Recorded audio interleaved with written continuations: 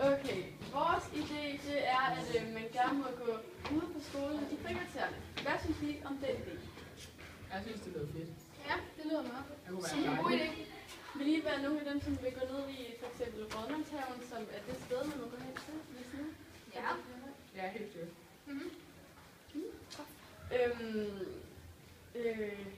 Hvad synes I er det gode ved det? Hvad kan man gøre dernede? Sådan? Jeg synes, det er fedt, at man kan komme sådan lidt væk fra skolen. Og i stedet for at være sammen med dem, så man får lidt mere plads. Ja. Ja.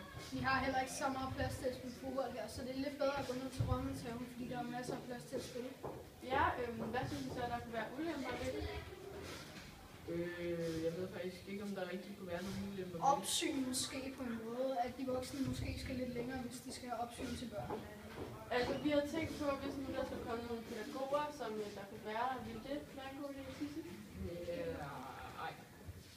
Jo, det vil okay, altså, men det er bare en meget lang vej tilbage igen, inden klokken ringer. Altså, vi havde tænkt sådan, at dem, vi havde opsynet, ville fløjte i en fløjte, og så 5 minutter inden det ringer ind, så vil vi så begynde at gå ind. Ja. Er det en god idé? Ja, Det lyder som en meget god Det idé. lyder som en god idé. Ja.